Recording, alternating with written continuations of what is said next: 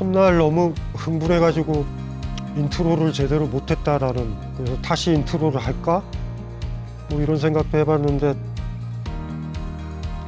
매번 또 인트로를 할 것 같다라는 느낌이 들어서 그냥 무시하고 이제 얘기를 잠깐 좀 해볼게요.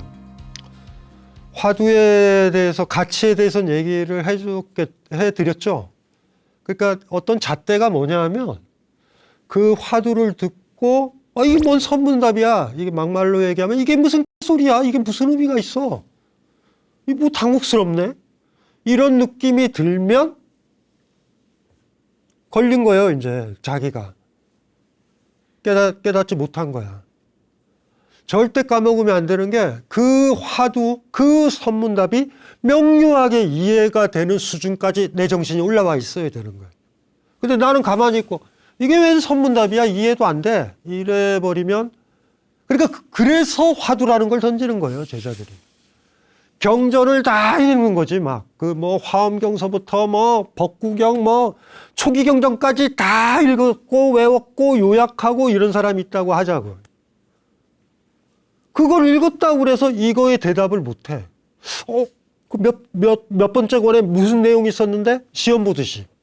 우리 시험 봐서 알잖아요. 까먹잖아, 나중에. 그래서 그때도 그런 얘기를 했지만, 우리가 정했던 제1칙 들어가기 전에 간단한 거 한번 얘기를 할 거예요. 경덕 전등록이라는 책 얘기했죠. 그게 선문답, 그 대화가 들어있는 에피소드가 1000여 개가 되고, 벽암록, 그 다음에 셀렉션에서 나온 게 한 100여 개 되고, 무문가는 48개가 된다.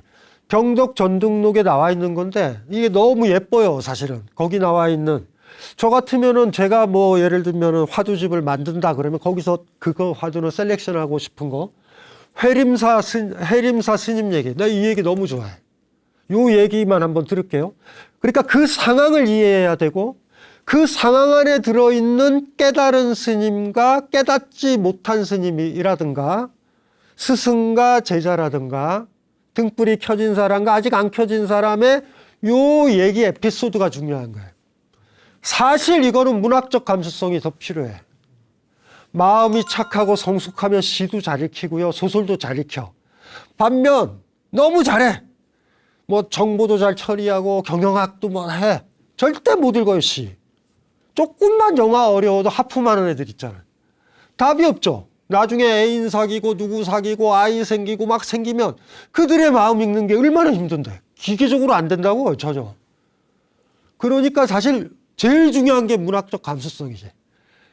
그거를 외워가지고 가로치기 하고 여기에 단어는 넣고 이거 잘했다고 그래서 시를 잘 읽나? 그건 아니니까. 그래서 어떤 에피소드를 딱 들으면 상황을 빨리 머릿속에 그리고, 문학적으로 그리고, 그 다음에 요걸 납득 가능하게 설명하려고 노력을 하면 돼요. 일단 화두를 풀어나가는 작업은 그런 작업인 거야. 그러니까 빠져 있는 거죠. 무언가 빠져 있는 짧은 구체적인 얘기에 문맥을 다 넣어야 돼. 이게 깨달은 자의 얘기고 한 사람의 머릿속에 등불이 펑 터지는 얘기구나. 어디에서 터졌지? 뭐라고 대답했길래 너 깨달았다, 너 이제 괜찮다, 너 그만 하산해라, 이쪽 스님이 그런 얘기를 했을까를 보면 되는데, 겨울 사찰에, 해림사라는 사찰에 스님이 혼자 거기를 관리를 하고 있고, 제일 가운데 대웅전에는 목불, 나무로 된 목불이 있으니 그닥 시주가 많은 곳은 아니야. 후미진 곳에. 스님 하나가 길을 가다가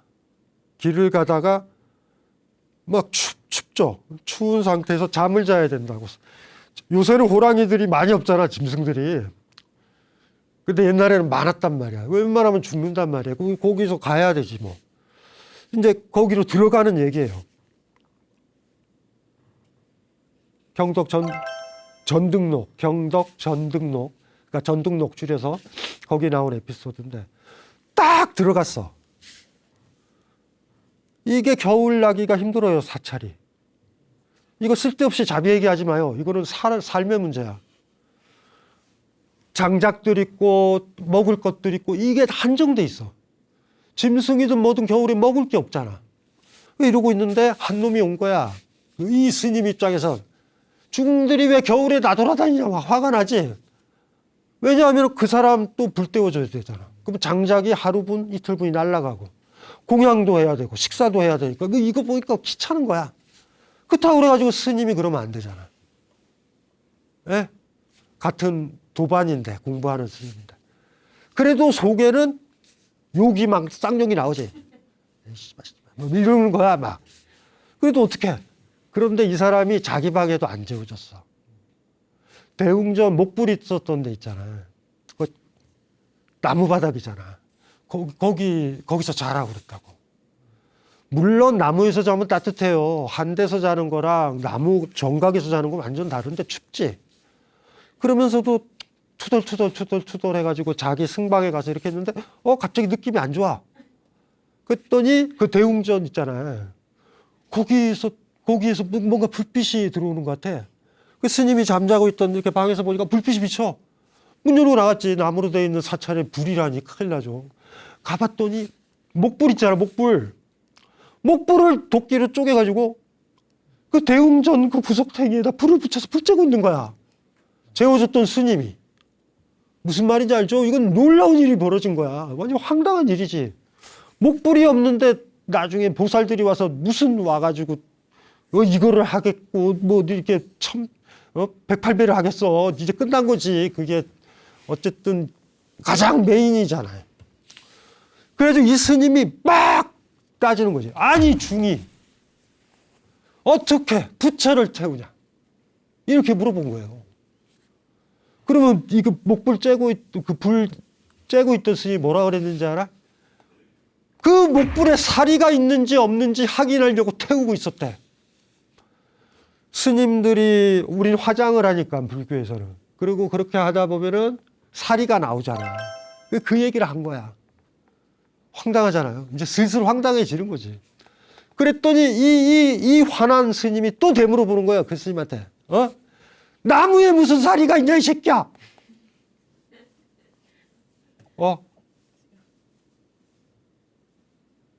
여기서 그 이기적이었던 그 스님이 깨달음을 얻어. 잘 보세요. 뭐 가지고 깨달음 얻는 거야. 에피소드는 그걸로 끝나. 이게 뭔 개소리자. 이렇게 들어갈 수도 있는 거예요. 이렇게 선문답이. 처음 해보자. 부처가 뭐라고 그랬어요? 나무불이잖아, 나무불. 부처를 왜 태우냐? 어떻게 부처한테 잔인한 짓을 하냐? 이렇게 생각을 해서 마치 사람인 듯이 무엇이든 듯이. 그랬더니 오히려 부처를 존중했던 게 누구야? 그 스님이잖아. 사리가 있는지 보려고. 너희들이 네가 그렇게 숭상하는 부처라면 사리가 있을 거다 하는 거야. 그래서 말도 안 되는 거죠. 이 사람이 갑자기 어떻게 깨우친 거야, 이 사람이. 나무에 무슨 사리가 있냐? 지금까지 뭐 했던 거야, 이 사람은?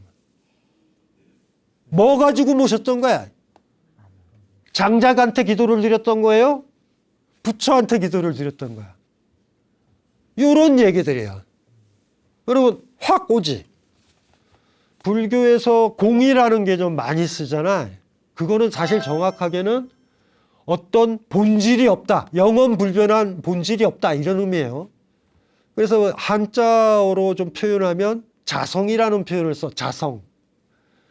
스스로의 본성, 자기동일성이야. 그래서 공의 정의가요, 무자성이라고 얘기를 해. 자성이 없는 거다.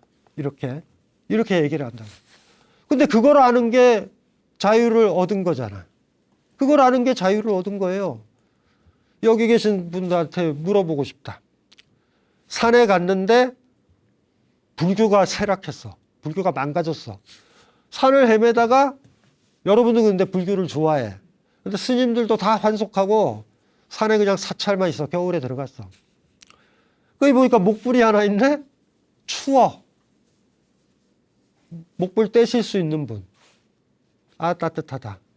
아니면 거기서 얼어 죽으실 분. 시타르타가 뭘 바랄까? 자기 떼기를 바랄 거야. 더더구나 이거는 시타르타도 아니에요. 나무야, 나무 토막. 내 관념으로 투사하는 거야. 지난 시간에 매달린 절벽 얘기했잖아. 내가 부처라고 생각하는 거야. 그건 금속 덩어리예요. 하도 귀하게 만들려고 황금도 해. 황금으로 해도 깨달은 사람은 얘기한다고. 그거는 금속 덩어리야 그냥. 방금 이런 에피소드 같은 게 화두의 성격인 거예요.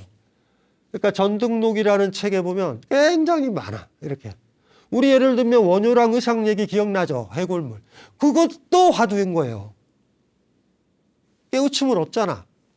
그 얘기는 조당집이라는 다른 스님들 에피소드 모음집에 나와.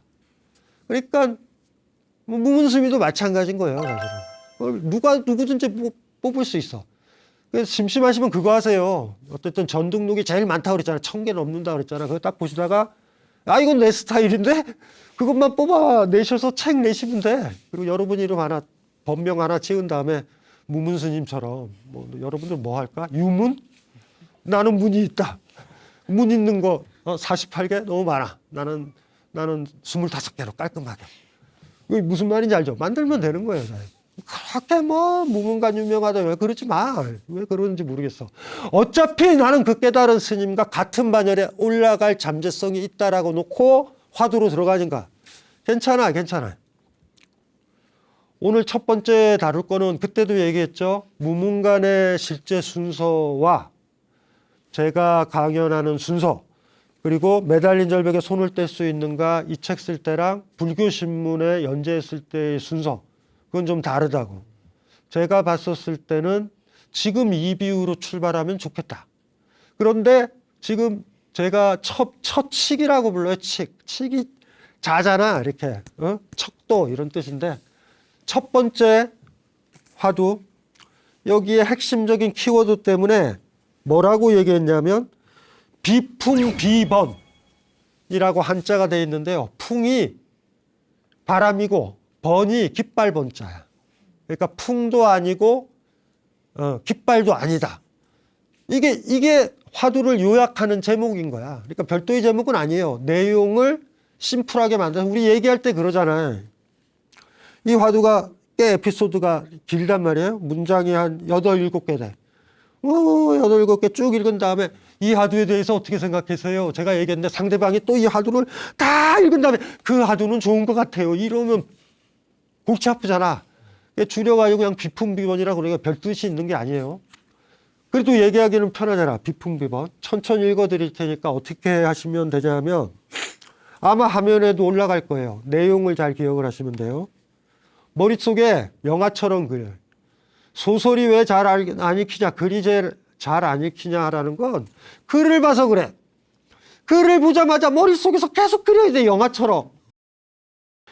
줄리엣 그러면 예쁜 줄리엣도 그려보고 이러는 거야. 계속 읽다 보면 줄리엣이 예쁘지 않은 느낌이 들어. 그래서. 그러면 얼굴을 수정해야 돼. 그 다음에 그렇게 만들어서 책의 3분의 1만 가면 그냥 읽히기 시작해요. 그때부터는. 그 소설 읽어봤죠? 장편 소설은 5분의 1만 읽으면 그냥 뒤엔 쭉쭉 읽혀. 그래서 사실 단편 소설이 힘들어. 글 읽만 하면 끝나, 소설이. 이것도 마찬가지예요. 이렇게 읽으면 머릿속에 그냥 여러분의 경험을 통해서 그려요. 어느 날 사찰 깃발이 바람에 나부끼고 있었다. 이 광경을 보고 두 스님이 서로 논쟁을 했다. 한 스님은 깃발이 움직인다 라고 말하고, 다른 스님은 바람이 움직인다 라고 주장했다. 서로의 주장만이 오갈 뿐 논쟁은 결코 해결되지 않는다. 이때 육조해능은 말했다. 바람이 움직이는 것도 깃발이 움직이는 것도 아닙니다. 그대들의 마음이 움직이고 있을 뿐입니다. 두 스님은 소스라치게 놀랄 수밖에 없었다. 비풍비번이야. 육조해능. 육조라는 말은 육조니까 5조가 있겠죠? 그러면 5조 위가 누구겠어? 4조. 4조 위가 3조. 그 다음에 누구예요? 2조? 1조. 1조가 그 유명한 달마야. 등이 스파크 켜진 순서야. 달마의 파란불 반짝. 색깔 다르다고 그랬어요. 장작이 다르니 색깔이 다르지. 젖어 있는 장작이 탔을 때 내는 색깔 연기와 마른 장작이 다르듯이. 이게 같으면 둘 중에 하나는 앵무새야. 어쨌든. 그리고 이렇게 했다가 육조까지 딱 간 거야. 육조라는 이름을 들으면 느낌적 느낌의 인문학적 상상력 있는 사람은 알아. 야! 육조 제자들이 잘 됐구나. 뒷사람들이 육조라고 붙인 거야. 그리고 여기서도 육조라고 나왔어. 이 스님 이름이 해능이에요. 해능 스님을 예를 들면 철학자, 불교 철학자로 본다면 육조단경이라는 책이 있어요. 육조 스님이 어쨌든 아주 견고한 육조단경이라는 책이 중요한데 왜 중요하냐면 뒤쪽에 나와 있는 판본 말고 그 당시 도낭에서 발견된 판본이 있어요. 굉장히 좀 달라요. 에피소드들도 다르고. 그래서 철학자도 뒤쪽은 막 육조 스님 좋아했던 사람이 업데이트하고 세련되고 불리한 거 빼고 이해 안 되는 거 빼고 우리가 지금 우리 교파가 가는 방향과 어긋난 것 같으면 희석시키고 글자 하나 빼고 이럴 수 있잖아. 도낭본은 그대로 있는 거야. 아우 철학자로서 너무 좋아. 고치지 않는 육조단경이라는 거. 선불교에 관심이 있는 사람이 반드시 읽어야 될 책 육조단경. 이거 중요한 책이에요. 그 육조가 또 나온 거야. 스타가. 두 사람이 논쟁을 하고 있다. 이 스님들도 문제야. 강연을 듣고 있지 않았다라는 거예요. 왜냐하면 그 당시에 인종법사가 열반경을 강의하고 있었는데 저 멀리서 들리지도 않아. 그러니까 지네들끼리 할 일이 없어서 논쟁이 벌어진 거야. 그리고 깃발 근처이니까 메이저 단상 쪽, 중앙 단상에서 상당히 먼 곳이었다. 옛날에 뭔 스피커가 있어. 뭐 블루투스가 어딨어. 뭐 이런 거 없잖아. 스님들이 가만히 있다가 쫙 멀리 있었을 거야. 인종법사라는 인종스님이. 열반경. 열반경이 왜 중요해요? 30세 때의 삶에 대해서 얘기하는 거랑 죽음을 앞뒀을 때 얘기하는 얘기는 달라요. 그래서 열반경을 중요시 여기는 거야. 열반경이 원효 스님만 해도 열반경 종요를 쓰신다고. 열반경의 핵심이지. 그거 강의를 하고 있는데 근데 안 들리잖아. 그래서 스님 둘이서 그러면 육조는 도대체 왜 바깥에 있느냐? 이게 수수께끼야 또. 왜냐하면 육조인지 아직 몰라. 오조 스님한테 북중국이에요. 북쪽 중국에서 그걸 받았을 때, 그걸 주잖아. 가사랑 이 바루를 준단 말이야. 네가 이제 육조다. 그런데 얘는 무식했단 말이야. 육조 예능은 말도 몰랐고 늦게 들어왔고 막내야 한마디로 말해서 그 사찰에. 그런데 깨우침에 우선순위가 어딨어? 계급장이 어딨어요? 그러면 지금 할아버지들이 다 부처겠다. 그렇지 않잖아. 그래서 오조 스님이 줬는데 나머지 제자들이 안 받아들이는 거지. 상자 스님들이. 그리고 그 오조의 가사만 뺐으면 어디 가서 이거 오조 가사야. 이렇게 할 수 있잖아. 그래서 밤에 몰래 오조가 육조를 자기가 노를 저어가지고 남중국으로 보내요. 대유령이라는 큰 고개를 넘어서 남중국이 숨어 있는 거야. 그런데 오조 스님의 제자들이 해능을 찾아. 요게 이제 오조 스님이 나이가 들어서 노망기가 있어가지고 이게 뺏어갔다 막 이런 거 그걸 뺏으려고 그래. 그걸 가지고 있어야 되니까. 숨어 있었어요. 10년을. 남중국에 숨어 있었던 거야. 바로 이날 해능이 컴백하는 날이에요. 이날이. 육조단경에는 이 에피소드가 그대로 있습니다.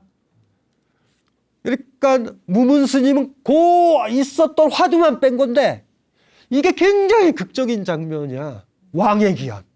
옛날에 영화 있었잖아. 쫙. 뭔지 알죠? 쫙 이렇게. 그날이야 이날.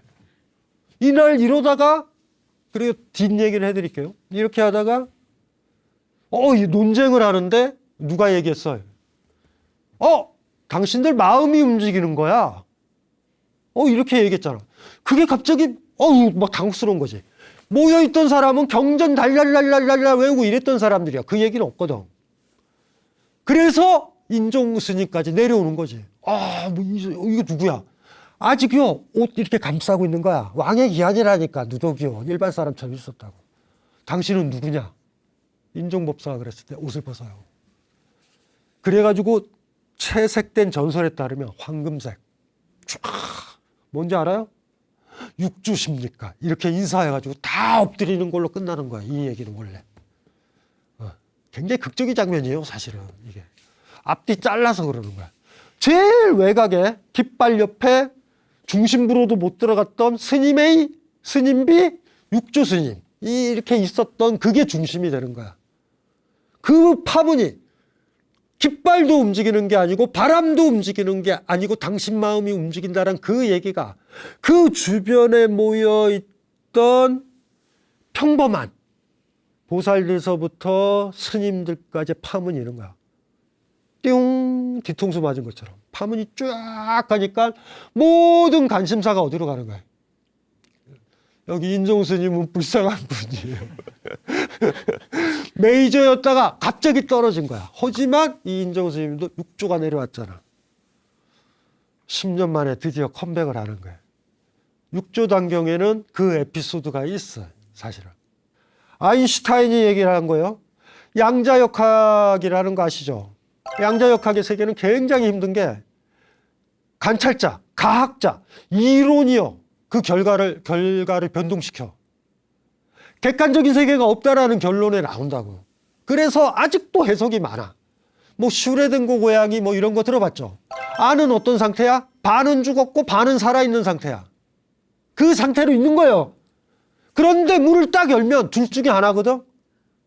거기에 방사능이 그 사이에 분출이 돼서 고양이가 죽었을 수도 있고 분출이 안 됐으면 살아있을 수도 있어.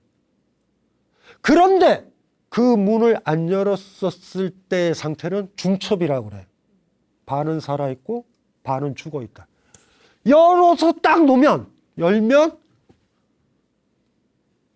그 중에 하나가 사라지는 거야.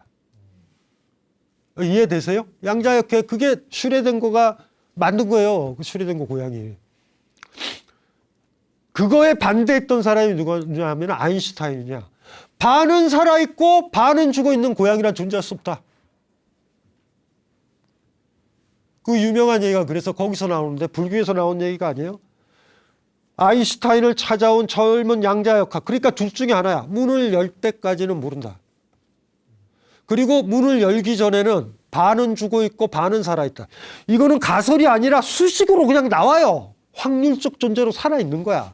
아인슈타인이 그래가지고 주류 양자역학 하는 사람들이랑 많이 싸워요. 그리고 자기한테 놀러온 젊은 과학자가 있으면 항상 물어보는 게 뭔지 알아요? 뭐 물어봤는지 알아? 이렇게 프린스턴 대학에서 캠퍼스 예쁘잖아. 산책을 딱 하고 있다가 아유 아인슈타인 항상 이런 식이었던 거예요. 달이 오늘 너무 예쁘다. 너무 근사하다. 아이고 우리 이제 방에 들어가서 차 한잔 하지. 탁 돌려서 달을 등지고 가는 거야. 그럴 때 넌지시 물어봐요. 자네가 달을 보고 있지 않을 때 달은 존재하는가? 그래서 존재한다 그러면 자네는 내 편이래. 불교에서도 그런 얘기가 나와서 이게 아인슈타인 얘기인지 잘 모르는 사람들이 많아요. 기억나시죠? 달을 가리켰으면 이렇게 가리키면 요거 보잖아. 이것도 선불교에서 얘기하는 거야. 이거 보잖아. 그래서 이거 좀 보지 말고 저 달 좀 봐라 이런 거야. 예? 달을 봤으면 손가락을 잃어야 되잖아. 손가락을 잡고 보다. 이 손가락이 뭐냐면 지난 인트로에도 얘기했잖아. 이게 경전이에요. 이게 경전이란 말이에요. 이게 경전이고 책이고 글이라고. 요거 가리키는 걸 봐야 되잖아. 뭐 이런 얘기들을 많이 한다고. 그러다 보니까 아인슈타인이 불교신자다. 그건 아니에요. 관찰자와 관련을 맺는 것인가 자연세계는. 옛날에는 뉴턴 이전만 하더라도 내가 이렇게 본다고 이런 것들이 변화가 없잖아. 그런데 미시세계로 들어가면 내가 이걸 관측을 하려고만 한다고 하더라도 무슨 말인지 아시겠죠? 우리가 예를 들면은 우리가 이런 것들을 본다라는 게 우리가 알잖아. 상식적으로 빛이 반사돼서 우리 눈에 들어오는 거잖아. 그런데 얘가 빛보다 작거나 가벼워. 그러면 빛이 퉁 튀기면 쟤도 뒤로 튕기잖아. 당구공처럼. 그럼 그 자리에는 없을 수도 있잖아. 그러니까 현대 물리학의 아주 작은 세계로 들어가면은 관찰한다라는 행위 자체가 다 변동을 시켜버리는 거야. 그러니까 이제 그럴 수는 없다라는 쪽으로 이제 가는 게 아인슈타인이에요. 그러니까 그 입장을 선택하시면 돼. 제가 달을 보지 않을 땐 달은 없죠. 있다고도 할 수도 없고 없다고도 할 수도 없죠. 이 입장인가 여러분들이. 내가 고개를 돌리고 달을 안 보고 심지어 집에 들어와 있어도 달은 존재한다고 믿어야 되는 거야. 존재하는 것인가. 이런 문제예요, 사실은. 굉장히 유사하죠. 많이 이런 문제가. 그래가지고 그런 최근에 어떤 학자들이 자꾸 그런 책을 쓰는 거야. 양자역학과 불교 이런 책들이 나오는 거예요. 야, 이거 봐라, 이거 봐라, 이거 봐라, 이거 봐라. 이거 불교 얘기다. 거기다가 그 사람들은 어떤 입장이겠어? 양자역학과 같이 가면 불교는 영원히 간다. 앞으로 더 발달할 과학이기 때문에, 자연관이기 때문에. 뭐 어쨌든 그래가지고 이제 뭐 설교 차원에서 자꾸 양자역학 들어와. 근데 그건 무리수야. 불교 경전도 어렵고 양자역학도 어려워. 너무 어려워져. 그래서 차라리 화두 풀고 있는 게 나아요. 사실은 정확하게. 비풍비번이에요. 어떻게 생각하시나요? 바람이 분다. 깃발이 움직인다. 바람이 분다. 딱 보면 여러분 생각은 이럴 거야. 그래도 역시 두 가지 주장 중에 하나는 바람이 아닐까.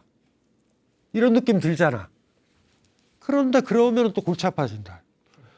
깃발이 없는데, 흩날리는 깃발이 없는데 바람 부는 줄 어떻게 알아? 깃발이 움직인다라고 주장하는 스님도 강력한 입장을 가지고 있는 거예요. 처음에 이 사람의 생각도 그 스님의 얘기도 만만하게 보면 안 돼. 두 번째 스님은 뭐라 그랬어요? 바람이 분다고 그랬잖아. 바람이 분다고. 오히려 본다면 저는 개인적으로는 두 사람 중에 하나만 선택하라고 그러면 깃발이 움직인다 쪽을 난 좋아해요. 이건 제 기질이야. 깃발 없어서 뭐 바람 분다 간념 아닌가요?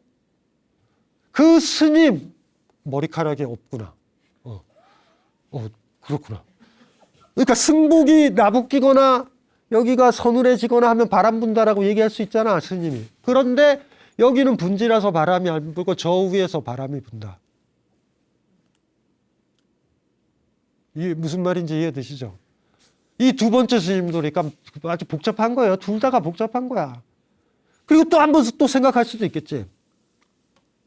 그래도 좌우지간 깃발이 움직이는 건 바람 때문이다. 어쨌든 좌우지간. 그걸 누가 부정하냐. 그리고 또 그렇게도 얘기할 수도 있겠지. 조금 있다가 반드시 깃발이 멈출 겁니다. 그때는 바람이 멈춘 거예요. 둘 다가 만만치가 않아. 그러니까 싸우는 거예요. 근데 여러분들 생각에는 깃발이 움직인다. 이건 너무 단편적이야. 단발맛 쪽으로 생각하는 거야. 두 번째 스님이 얼마나 훌륭해. 바람이 분다까지 나왔다. 세 번째 육전은 얼마나 훌륭해. 마음이 움직인다라고 얘기했다. 왜요? 내 마음이 깃발에 가지 않으면, 내 마음이 깃발에 가 있지 않고 인종법사의 반야경 설법에 가 있다면 바람 부는지 모른다. 마음이 거기로 가 있는 거야, 거기로. 너희 마음이 거기로 움직였다라고 얘기를 한 거야.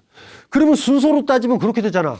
깃발 움직였다라는 사람이 제일 수준이 낮고, 바람 움직였다라는 게 그 다음 수준이고, 심지어 깃발과 바람을 보면서도 그거로 마음이 가 있잖아. 마음이 가 있어야 싸우잖아요. 마음 가 있는 거 뭔지 아시겠죠?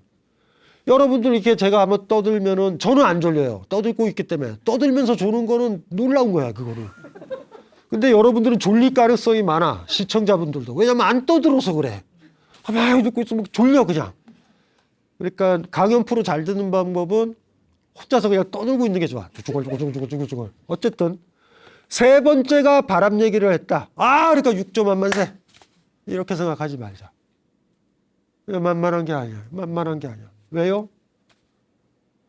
바람이, 깃발이 내 마음을 끌어당길 때도 있어. 가만히 설법을 듣고 있는데 파드득 소리가 나서 내 마음이 끌려갈 수도 있어.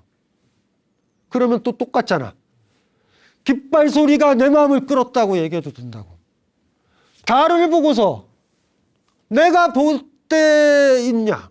내가 안 볼 때도 있냐? 그 전에 사실 더 중요한 것도 있다. 느낌적 느낌의 달이요, 나 좀 봐줘라고 비추고 있다라는 느낌이 있어. 그건 어떡할 건데? 그건 어떡할 건데? 그러니까 좀 쉽게 좀 생각하지 말아요, 그냥. 야, 다 바깥 세계에 빠졌는데 육조가 마음 얘기했다. 안 그래. 절대 안 그래. 우리 마음이 갈 때 가만히 보면 그럴 때 있잖아. 길을 가다가 너무 맡아보지 않은 근사한 향내가 코로 들어올 때 마음이 그쪽으로 가죠. 어디서 나지? 라고. 꽃냄새여도. 우리가 달을 보기도 하지만 달도 우리를 보고, 내가 달을 가르치지만 달도 나한테 손가락질을 한다. 위계 한번 매겨볼까? 여기서 제일 처음이 뭐예요? 경전 강의이다. 경전을 듣고 지적으로 이해한다. 교종적이다. 깃발 팔락. 깃발 하나 팔락거리면 선생님 강의 안 듣는다. 무슨 말인지 아세요? 깃발. 뭐 같은 계열이니까 뭐야? 에? 바람이 움직인다. 뭐 이렇게 늡시다. 그 다음에 뭐야? 마음. 끝난 거잖아. 이 에피소드에서 마음이 가지 않는 경전이 무슨 의미가 있냐?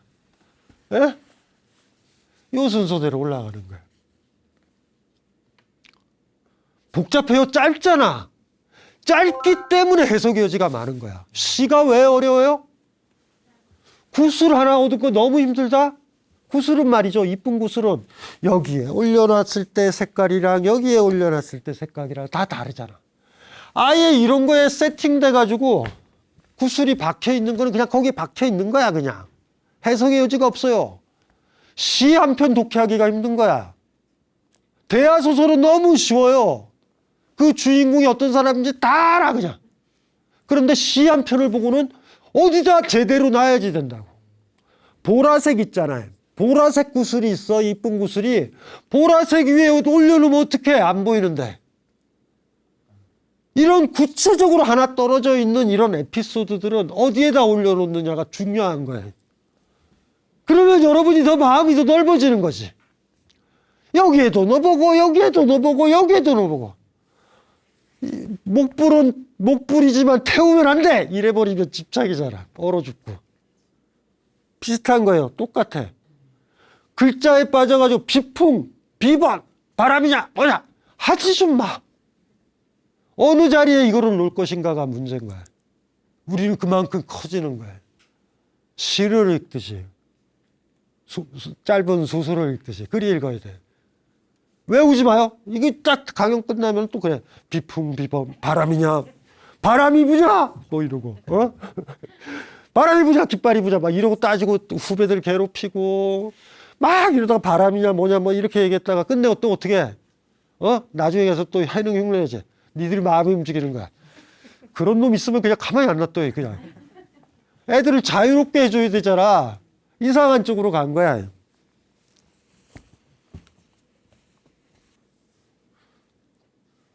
달을 보면 달을 안 볼 때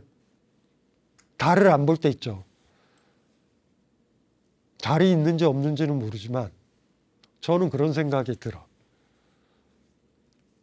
달은 우리를 비추고 있다고. 내가 어두운 방에 있어도. 그런 생각이 많이 들어. 요새는요. 옛날에는 그런 생각 많이 안 들었어. 옛날에는 막 바람이냐 깃발이냐 달을 가르치면은 달을 봐야지 왜 손가락을 봐 이런 헛소리나 떠들었어요. 그런데 산책을 다니다 보니 그렇더라. 고맙더라. 달이 나를 비추고 있다고. 달이 나를 가리키기도 하고요. 내가 달을 가리키기도 해. 그리고 내가 달을 안 가리키면 누군가 또 물어볼 수도 있지. 지금 달이 있냐고. 모르겠어요. 달도 우리를 가르치는 것 같아. 그런 느낌은 일단은 들어요. 요게 이제 이런 순서인 거예요. 마음 안에다가 집어넣은 거야. 선불교가 어디로 가느냐? 저 마음으로 간다고. 응? 이해되시죠? 와. 무문관이라는 책은 어떻게 되어 있냐면 저 화두는 만든 게 아니에요. 무문스님이. 저걸 만들어서 하나 꽂아 놓은 다음에 밑에다가 일종의 설명을 붙이신 부분이 있어. 근데 재밌는 게 뭔지 알아? 무문스님이 뭐 하나 더 붙이는지 알아? 아까 지금 움직이는 게 뭐야? 첫 번째가 뭐였어요? 뭐였지? 깃발이 움직인다. 바람이 움직인다. 마음이 움직인다 그랬잖아. 그렇죠? 그러니까 다 부정하잖아. 깃발도 아니었어. 바람도 아니었어. 마음도 아니었다라고 얘기해요. 무문스님 그렇게 주석을 달아. 왜인지 알아요? 또 마음을 보잖아, 자기가. 무문스님이 그렇게 생각한 것 같아. 깃발 보고, 깃발 통해서 바람을 보고, 마음이 거기로 갔잖아. 근데 갑자기 육조가 마음이다! 그러면, 아이고, 마음이 가야 깃발이든 뭐든 간에 다 의미가 있다라고 얘기를 했는데, 여기 한 단계 더 나가는 거야. 마음이 움직였다! 이러니까, 마음이 어떻게 움직이냐? 마음도 안 움직인다. 이렇게 얘기를 하면서 주석을 달아요. 무문스님은. 개인적으로 별로 좋아하지 않아요. 그 주석에 대해서. 뭔 말을 하시려는 건지는 알아. 깃발에 집착했죠. 바람에 집착했죠. 이제는 내 마음에 집착하면 내 마음이 움직였네? 내 마음으로 다 몰아가면 어떻게 돼? 마음이 고정되잖아. 그래서 그렇게 얘기한 건 알아요. 왜 스님들이 그러잖아. 지금도 이런 거 소리 내잖아. 이렇게 하고. 왜요? 마음 깨우려고. 옛날 선생님들이 왜 이 칠판 긁었어, 손톱으로. 마음 이쪽에 오라고. 그러니까 육조가 움직이는 건 마음이다. 움직이는 건 마음이래 해서 자기 마음을 들여다보면 이제는 어떻게 돼요? 마음이 거기에 고착되지. 이제는 깃발도 보이지도 않고 뭣도 보이지도 않고 이래. 그러니 무문은 하나를 덧붙이는 거야. 마음도 움직이지 않는다. 하나를 덧붙인 건 내가 이해를 하는데 그게 뭐 굳이 그렇게까지. 개인적으로 그래요. 너무 많이 가셨다. 그 정도에서 끊지. 그래서 일단은 이 순서를 머릿속에 기억을 하면은 48개의 무문간의 첫 번째 칙으로 제가 왜 이걸 선택을 했는지 이해를 하실 거예요. 마지막으로 요거를 다시 한번 읽고 한번 그려봅시다. 어떻게 화두를 푸는 게 아니라 그 문학평론가가 된 것 같다라는 느낌이 드는데 이게 첫 번째 화두로 제가 정한 거는 불교가 어디에 기초하고 있는가, 선불교는. 그리고 화두를 뚫는다라는 건 아까도 얘기했잖아요. 마음이 살아나는 거야. 마음이냐, 아니 바람이냐, 깃발이냐 이거에 집착해서 논쟁하는 게 아니라 그렇게 논쟁하려면 내 마음이 거기에 가 있어야 된다. 뭔지 알죠? 마음이 살아 있어야 된다. 마음이 죽어 있으면 어떤 것도 못 담는다. 그래서 밝은 달빛은 때때로 내 마음을 살아있게 한다. 오만 근심 걱정들도 밝은 달빛은 나 봐라 이러면서 마음이 나에만 사로잡혀 있던 게 크게 열려가지고 그 달빛만큼이나 크게 달 쪽으로 갈 수도 있다. 그렇게 이해를 해도 되죠. 무문간 20칙을 한번 마지막으로 읽어 드릴 테니까 한번 생각을 해보세요. 어느 날 사찰 깃발이 바람에 나부끼고 있었다. 이 광경을 보고 두 스님이 서로 논쟁을 했다. 한 스님은 깃발이 움직인다 라고 말하고 다른 스님은 바람이 움직인다 라고 주장했다. 서로의 주장만이 오갈 뿐 논쟁은 결코 해결되지 않았다. 이때 육조해능은 말했다. 바람이 움직이는 것도 깃발이 움직이는 것도 아닙니다. 그대들의 마음이 움직이고 있을 뿐입니다. 두 스님은 소스라치게 놀랄 수밖에 없었다. 무문간 29칙 비풍비번. 제일 쉬워 보여서 옛날에 불교신문에 연재할 때랑 책 쓸 때도 이걸 처음에 썼지만 제일 쉬워요. 다음에 어떻게 될지 모르겠어. 뭐 다음은 그냥 일단은 넘어가죠. 조금 느낌은 좀 사셨죠. 여행을 다니시다가 달 보고 아인슈타인이 던졌던 질문들, 그리고 제가 떠들었던 얘기를 가지고 조금 좀 생각을 해보면 마음이 아주 많이 좀 넓어질 수도 있을 것 같다. 그런 생각도 들어요. 인트로 중에 48개의 관문 중에 그나마 좀 문턱이 좀 낮아 보이는 거. 비풍비번. 그런데 다음 주에서부터는 그 문턱이 현저히 높아진다라는 느낌이 들어가지고 그래도 한번 볼게요. 가장 편하게. 일단은 어차피 문도 없으니까 어차피 넘어가는 거니까 그냥 노력을 해가지고 그냥 부드럽게 넘어가 보자. 예, 이걸로 마치겠습니다.